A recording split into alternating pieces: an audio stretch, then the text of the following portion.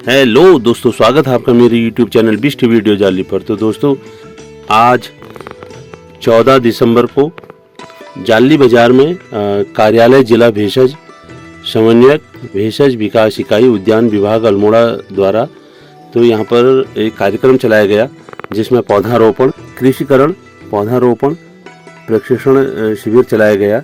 तो इसमें बहुत सारे लोग यहाँ पर जाली क्षेत्र से पहुँचे हुए हैं और जिसके इस कार्यक्रम के संयोजक हैं डॉक्टर विशंबर दत्त जोशी, शैलज, ग्राम बजीना, पोस्ट एड़ा, द्वाराहाट। इनके द्वारा यहाँ पर वो प्रसारित किया गया है और भेषज विकास इकाई उद्यान। तो यहाँ पर ये जानकारी दी गई है कि आप ऐसे पेड़ लगाइए अपने घरों के आसपास, अपने उद्यानों में, जहाँ जिससे आप कमाई भी कर सकें। जैसे तेज पत्ता है और कोई फलदार वृक्ष हैं, पेड़ हैं, या आंवला का पेड़ है, आम का पेड़ है, ऐसे लगाए जाएं तो जिससे इंसान की कमाई हो सके।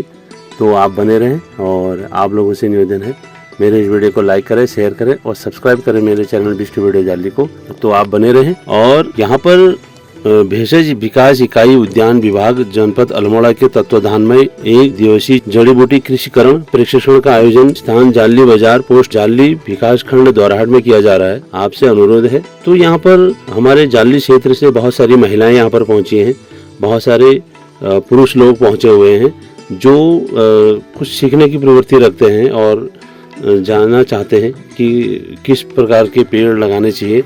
तो यहाँ पर अल्मोड़ा से जो टीम आई है तो वो बहुत सारी जानकारी इन्होंने दी है, तो उनका बहुत बहुत धन्यवाद, बहुत बहुत आभार। तो आप बने रहें। तो यहाँ पर जो विशेष जानकारी इनके द्वारा हमको दी जाएगी, तो इसलिए इस वीडियो को आप शेयर भी करें, क्योंकि इस प्रकार के शिविर हम आगे भी यहाँ पर ऐसे ही लगेंगे और बहुत सारे अधिकारी यहाँ पर आएंगे और बहुत अच्छी जानकारी देंगे। तो जितने भी हमारे इस जाली क्षेत्र में गांव पड़ते हैं, तो सभी लोगों के लिए, उनके प्रधानों के लिए इस बात की सूचना दे दी गई थी कि यहाँ पर ये कार्यक्रम चलेगा। लेकिन फिर भी बहुत सारे लोग यहाँ पर पहुँचे हुए हैं, दूर दूर से यहाँ पर पहुँचे हुए हैं। तो सभी का बहुत बहुत धन्यवाद। तो आप बने रहें और आगे का कार्यक्रम देखें कि किस प्रकार से जो अल्मोड़ा से टीम आई है तो उन्होंने बहुत अच्छी जानकारी दी है। तो हम उनके बहुत आभारी हैं, बहुत बहुत धन्यवाद उन लोगों का। और अगर जाली क्षेत्र की जनता चाहेगी तो इसी प्रकार के शिविर बहुत सारे हम आगे लगवा सकते हैं रिक्वेस्ट करके। तो आप बने रहें और आगे का कार्यक्रम देखें। तो बहुत बहुत धन्यवाद, बहुत बहुत आभार। तो जो ये कार्यक्रम यहाँ पर चल रहा है, तो इसकी जो के संचालक हैं हमारे हरेंद्र नेगी जी, तो मैं उनका भी बहुत बहुत धन्यवाद करता हूँ, बहुत बहुत आभार करता हूँ। तो आगे का कार्यक्रम देखिए और बहुत अच्छी जानकारी है यहाँ पर जो महानुभाव पहुँचे हुए हैं अल्मोड़ा से, तो उनके द्वारा दी जा रही है। तो और अपने जीवन में आप इनको लागू कर सकते हैं, ला सकते हैं, तो इससे हमको बहुत लाभ होगा। तो आप बने रहें और इन जानकारियों को प्राप्त करें। जितने भी हमारे प्रधानगण और क्षेत्र पंचायत सदस्य आएंगे, जितने भी हमारे जनप्रतिनिधि हैं, कृपया वो मंच पर अपना स्थान लेंगे। जी सर, वरिष्ठ नागरिक यहाँ पर पहुँचे हुए हैं, बहुत बहुत धन्यवाद सभी लोगों का। कृपया इधर ध्यान दें जरा सा, जानकारी मिल जाएगी। तो सभी सभासदों को बहुत बहुत धन्यवाद, बहुत बहुत आभार आप लोगों का कि यहाँ पर हमारा अनमोल समय यहाँ पर के लिए आए हैं। बहुत बहुत धन्यवाद आप लोगों का। आयोजित किया गया है और आप लोगों से निवेदन है कि पहली बार ये कार्यक्रम हमारे क्षेत्र में हुआ है, तो थोड़ा बहुत जो जड़ी बूटियाँ हैं उनके बारे में भी आप जानकारी आपको मिल पाएगी। तो आप लोगों से निवेदन है कि थोड़ा बहुत अगर आप समय निकाल सकते हैं, जितने भी आसपास जाली बाजार में हैं उनसे एक बार थोड़ा निवेदन करूँगा कि आप लोग थोड़ा अगर समय देंगे तो आप लोगों का बहुत बहुत हम आभारी रहेंगे। तो कृपया आप लोग पहुँचे यहाँ पर।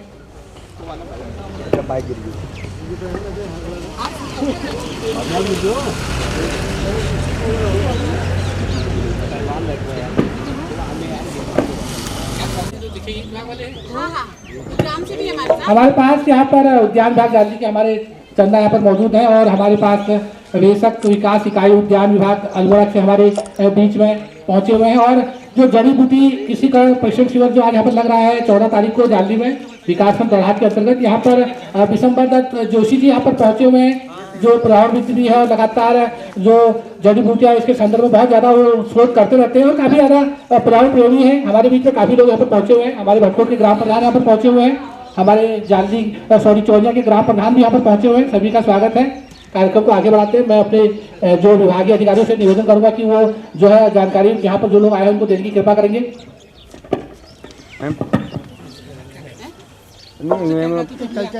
कीजिए आप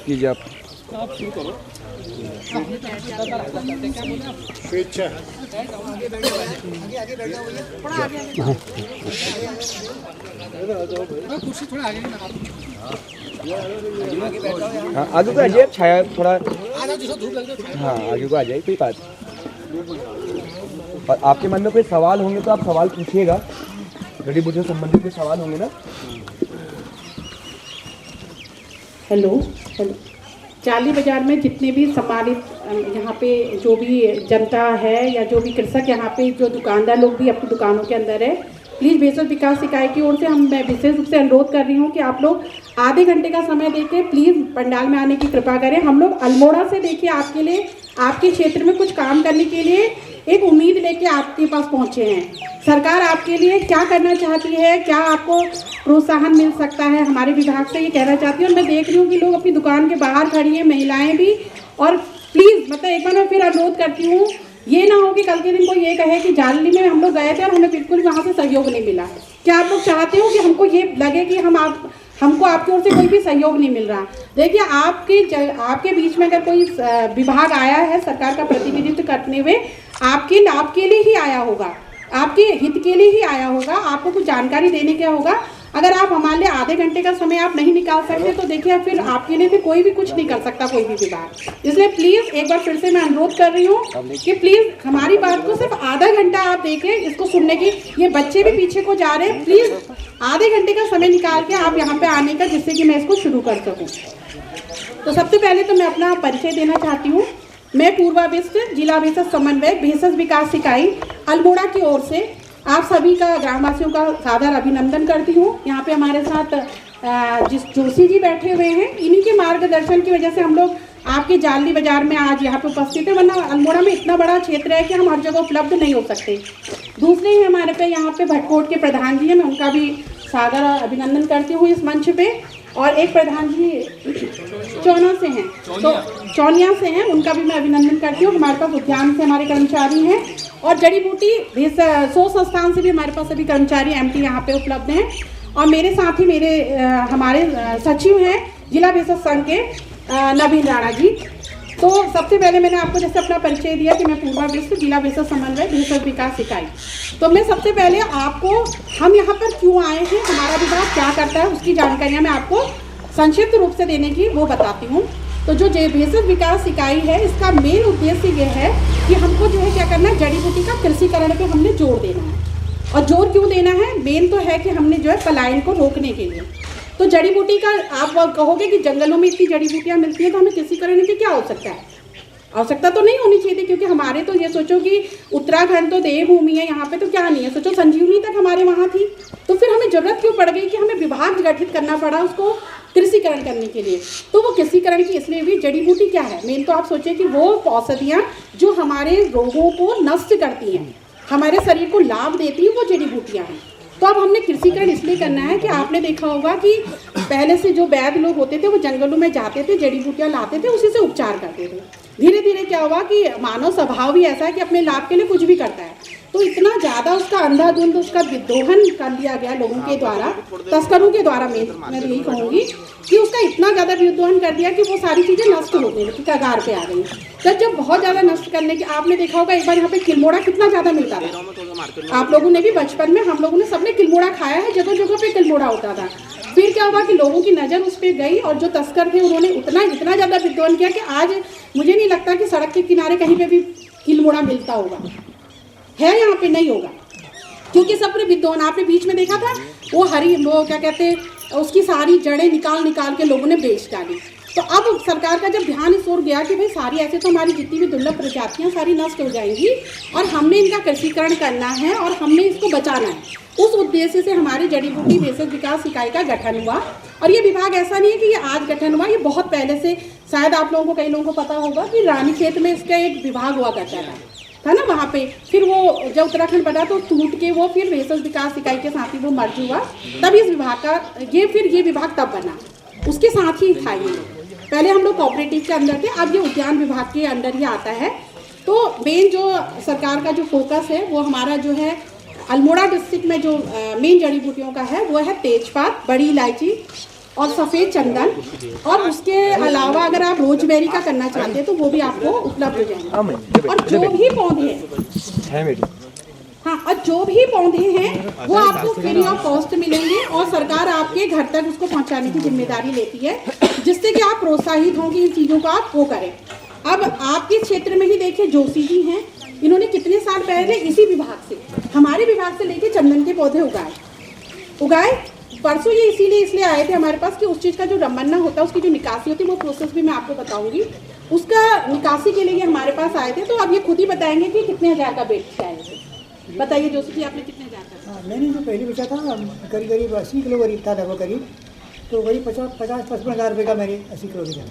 तालियां तो हो जानी चाहिए।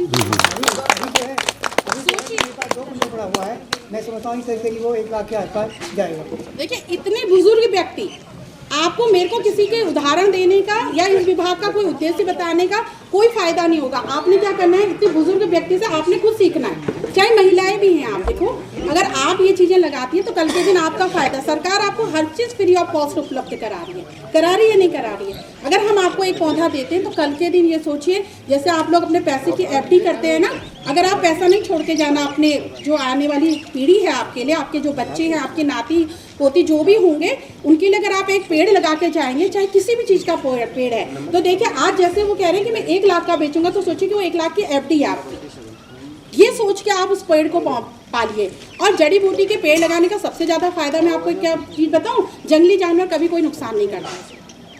आप तेजपात का पेड़ लगा लीजिए, कोई नहीं खाता उसको। आपने अपने खेत भी नष्ट नहीं करने हैं, आपने क्या करना है, भीड़े में लगा लीजिए आप।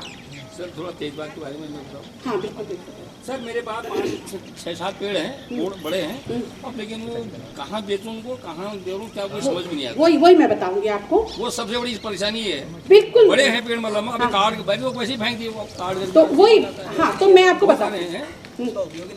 नहीं, मैं बताती हूँ। मैं एक बार हल्द्वानी ले गया, 300 रुपया दिया उन्होंने, मैंने एक कट्टा पूरा लेकर गया, मैंने इसको फायदा क्या है? नहीं, उस चीज़ को मैं बताती हूँ आपको। देखिए इस विभाग का जो दूसरा काम क्या है, बड़ी तेजपात, वो थोड़ा सा यहाँ पे जानकारी का अभाव है। मैं अभी जो है जो ट्रांसफर होकर मैं नैनीताल जनपद से आई हूँ, और वहाँ पे आप विश्वास नहीं करेंगे, पहली बार मेरे टाइम पे 2 करोड़ का बिजनेस हुआ है तेजपात का बिजनेस उन्होंने 2 करोड़ का किया है। ओखलकांडा और भुजिया घाट वाला जो एरिया है, सोचिए रात भर वहाँ ट्रक जाते। इन दिनों हमें बिल्कुल वहाँ पे फुर्सत नहीं होती थी कि इतनी निकासी वाले आते थे कि आज हमें इतना कुंटल लेके जाना, आज इतना कुंटल। अब क्या आपके साथ सिर्फ 4 पेड़ हैं या 5 पेड़ हैं? सबसे पहली बात तो यह है कि हर व्यक्ति क्यों नहीं 10 पेड़ लगाता। हर व्यक्ति अगर 10 पेड़ सबके पास होंगे तो आपने क्या करना, आप जब उसको लेके गए होंगे, आपने पत्ता नहीं करा होगा, आपने काटा होगा और आप ऐसे ही भर के ले गए होंगे। नहीं, पत्ते ले गए, पत्ते ले गए। तो ऐसा हो ही नहीं सकता कि आपको, या फिर आप रामनगर बात करिए। हाँ, अगर आप रामनगर बेचेंगे, इससे पहली बार ही जो अच्छा क्वालिटी का जो पत्ता था वो 55 रुपये किलो के हिसाब से बिका है। मेरे सामने 55 रुपये किलो के हिसाब से बिका है। तो उसका आप अच्छा मतलब ग्रेडिंग कर लीजिए, आप उसका अच्छा पत्ता अलग कर लीजिए, थोड़ा आपको लग रहा है कि जिसमें थोड़ा छेद वेद पड़ जाते हैं उसको थोड़ा अलग कर लीजिए। और जब सारे लोगों के पास होगा तो एक आदमी क्या ठेकेदारी जैसी बन जाए उसके लिए। जैसे फल आप लेके जाते हो, आप उसको लेके जाइए, कोई दिक्कत नहीं है। रमन्ना क्या, हमारे वहाँ से रजिस्ट्रेशन भी हो जाता है। आपके रजिस्ट्रेशन था ना, तो इसीलिए उसने आपको नहीं दिया, क्योंकि उसको भी जरूरत पड़ती है फिर बाहर बेचने की। जानकारी इसमें नहीं है कि कहाँ भेजें, सबसे पहले इसके माध्यम से भेजें या कहाँ भेजें, बिल्कुल क्या करेंगे, ये वो जानकारी। हाँ, तो वो मैं आपको बताती हूँ कि सबसे पहले भेषज विकास इकाई है। यहाँ पे हमारे साथ ये जड़ी बूटी शोध संस्थान के भी एमटी हैं यहाँ पे। तो आपके पास कोई फॉर्म पड़ा होगा? हाँ, तो एक दिखा दीजिए। तो एक हमारे पास क्या होता है कि जैसे हमने आपको जो पेड़ दे दिया, ठीक है, हमने आपको पौधे बांटे, हम तेजपात का माना है सपोज 1% तो तेजपात का हमने। अब आप कहेंगे कि मुझे ले जाने की जरूरत आप हमारे कागज की क्यों पड़ी? वो हम आपको इसलिए उसका रजिस्ट्रेशन करेंगे कि वो जो हमने आपको जो पौधा दिया वो आपकी नाप भूमि है। लोगों ने क्या किया, तस्करों ने वन विभाग से निकाल के जंगलों का बेच दिया, तो वो जंगल का हमें अलाउ नहीं है, वो तो फिर फॉरेस्ट की भूमि है ना। वो हमने जो अपनी भूमि बांटे उसके लिए हम आपका एक रजिस्ट्रेशन करेंगे। वो एक फॉर्म है, यहाँ पे मैं आपको एक फॉर्म दे के जाती हूँ। जिसको रजिस्ट्रेशन, जिसके पास पौधे हैं वो इसकी फोटो स्टेट करा लें, वो इसके क्या करेंगे, फोटो स्टेट कराएंगे। हाँ, और आप कुछ मत कीजिए, सिर्फ आप अपने साइन कर दीजिए, जहाँ पे कृषक के साइन है वहाँ पे सिर्फ आप साइन कर दीजिए, बाकी फॉर्म हम आपका भर देंगे। आप हमें इन्फॉर्मेशन दे दीजिए, पहुँच सकते हैं, हमें बता देंगे, हम भर देंगे अगर आपको कोई भी कंफ्यूजन है। ये मैं छोड़ के जा रही हूँ यहाँ पे जोशी जी के पास। हाँ, इसमें कोई डॉक्यूमेंट्स लगा लूँगा कि तेजपात के स्थान पर दालचीनी मैंने देखी थी हल्द्वानी में। अगर दालचीनी के पेड़ में जाए तो मैं समझता हूँ यहाँ किसानों के लिए और उत्तम होगा ऐसा, कि इसके तो पत्ते भी जाते ही जाते हैं, साथ साथ में उसके छिकल भी जाते हैं। तो ये इसका अगर प्रबंध हो जाए तो ये आप हमारे यहाँ के लोगों के लिए बहुत यानी एक आय का एक जरिया होगा। और इसके साथ ही मेरा जो भी पेड़ टूट पड़ा है समय, तो मेरा दुर्भाग्य के मैं तो होगा नहीं चाह रहा था, इतना मुद्दा जो है मेरी पूरी टूट गई। हवा से क्या पानी बरसा और इसके बीच में कैसे पानी देता, क्या हुआ उसको वजन हुआ, उसे एक पेड़ पूरा मेरा दूसरा पेड़ तोड़ दिया, दूसरे पेड़ उसे पूरी जो ढाक उसमें पड़ी ना, उसे पूरा छोड़ के खुंड बना दिया, फिर मुझे उधर से काटना उठाना। तो ये था। अब वो मैं तोड़ के मतलब जो है फाड़ फूल के रखा है, उसको थोड़े टुकड़े बनाने पड़ते हैं कि कुछ नहीं, तो तभी इतना सीधे लकड़ियाँ वैसे नहीं काटती हैं।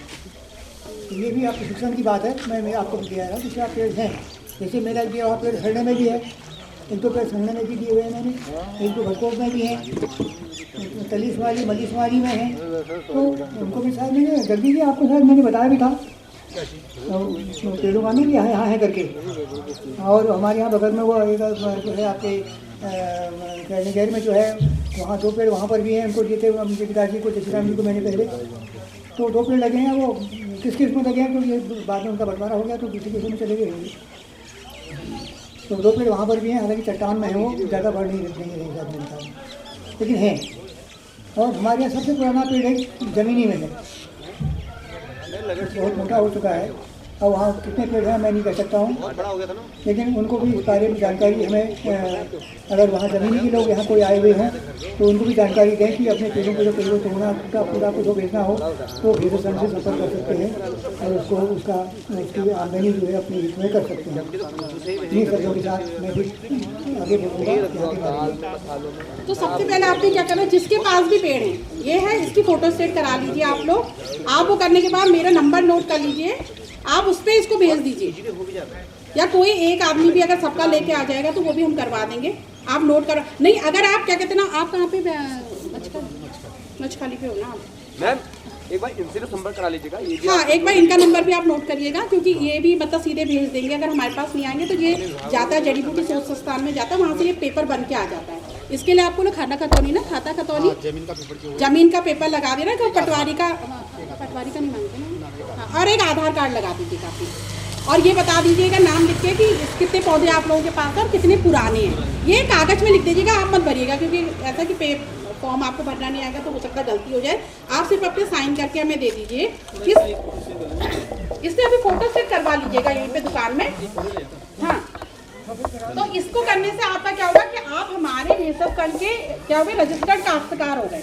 अब उसके बाद आपको जो भी पत्ता ले जाना, उसके बाद जब आपका माल तैयार होगा, जब आप पत्ते उत्ते तोड़ लेंगे, अपनी गाड़ी तैयार कर लेंगे,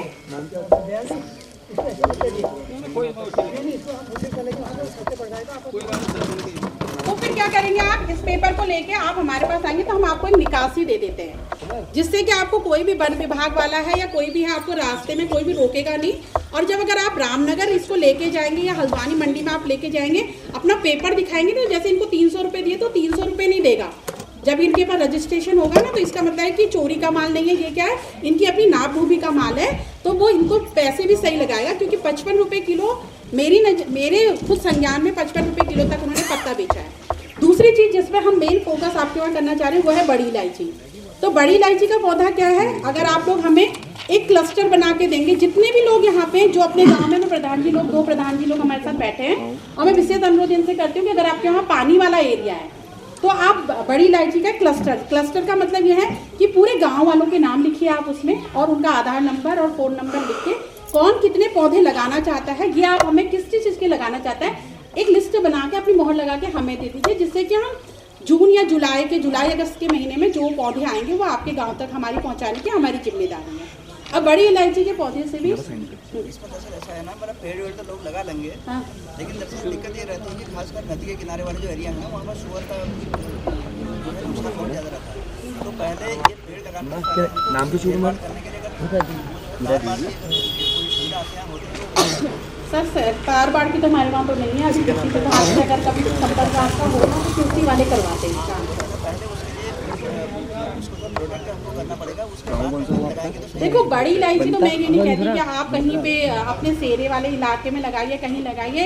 मेरा तो मेन उद्देश्य यह है कि अगर मैं कहती हूँ आप 5 पेड़ लगाइए, 10 पेड़ लगाइए, जहाँ पे आप अपना खाने वाले हाथ धोते हैं ना, बर्तन धोते हैं ना गाँव में, आप वहाँ पे लगाइए। आप एक पेड़ लगा के तो देखिए, है ना, नमी चाहिए होती है हर समय पानी, जहाँ पे जैसे सिमार कहते हैं जिसको हमारे गाँव की भाषा में, तो अगर उस वाले काले में आपने 2 पेड़ भी लगाए ना, तो आप ये सोचिए कि आप खुद तो खाएंगे, अपने रिश्तेदारों को तब भी देंगे।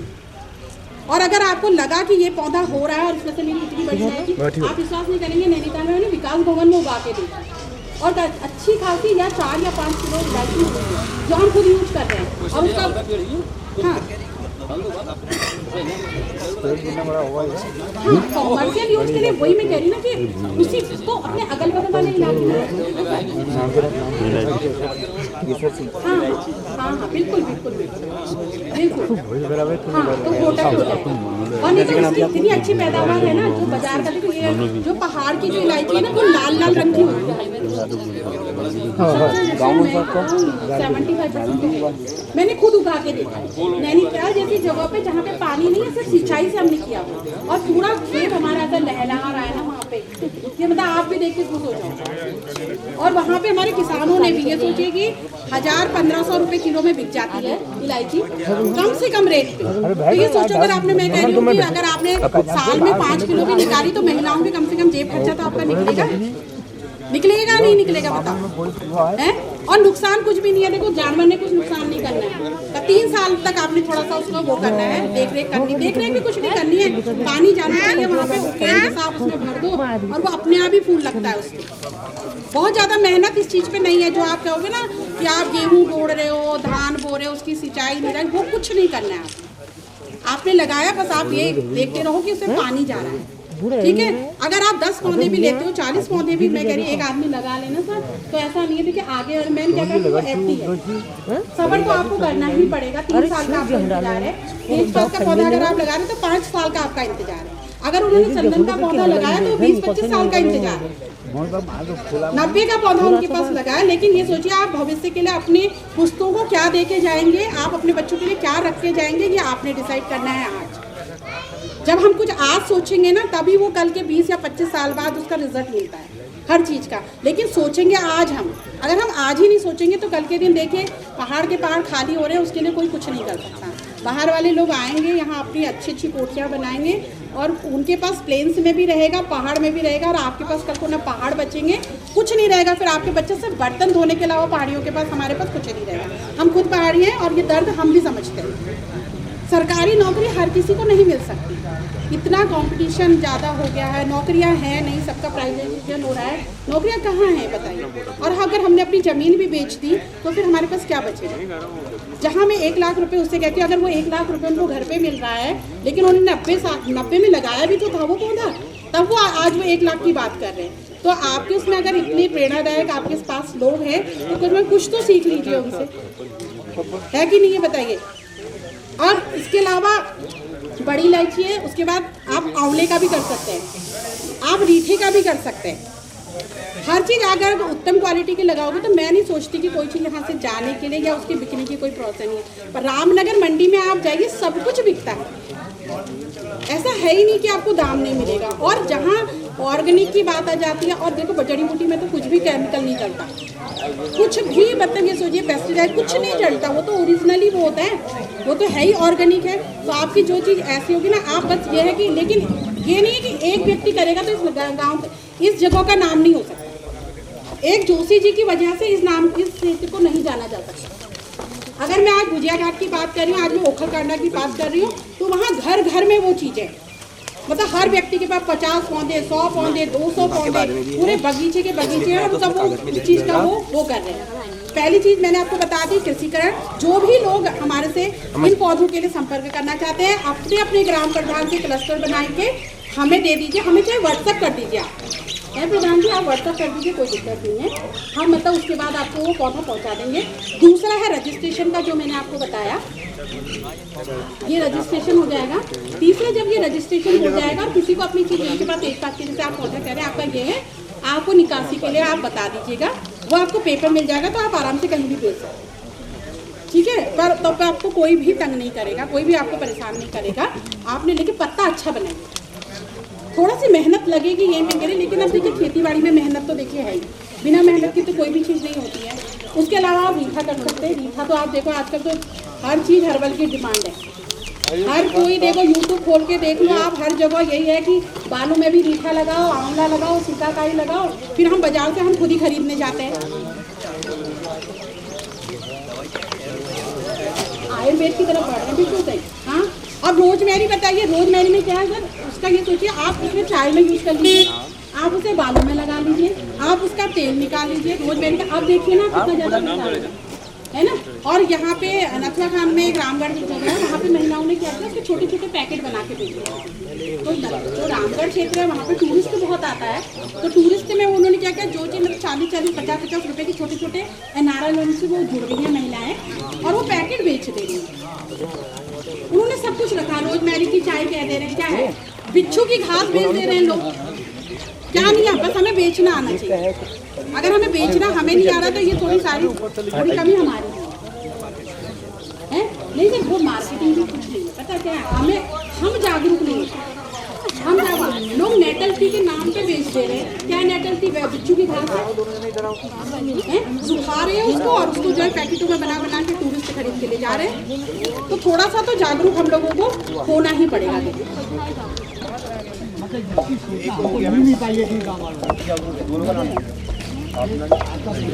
हमें कोई जानकारी नहीं है। अच्छा, प्रधान ही नहीं आए यहाँ पे कि जो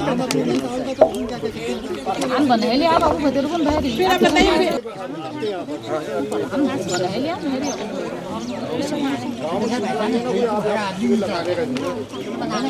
ऐसा है ना सर, मैं बता नहीं सर, मैं बताती हूँ।